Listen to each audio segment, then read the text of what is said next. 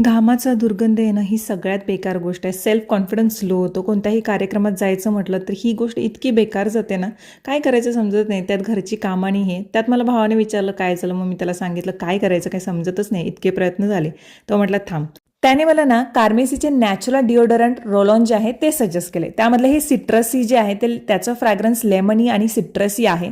आणि floral sunset तर अगदी फुलांचा सुगंध तुम्हाला येऊन जातो. स्वीट समर हे परफेक्ट ब्लेंड आहे कोकोनट आणि व्हॅनिलाचं. याच्यामध्ये 95% नॅचरल इन्ग्रेडियंट्स आहेत आणि 5% इसेन्शियल इन्ग्रेडियंट्स आहेत जे की स्किनसाठी अगदी सेफ आहेत.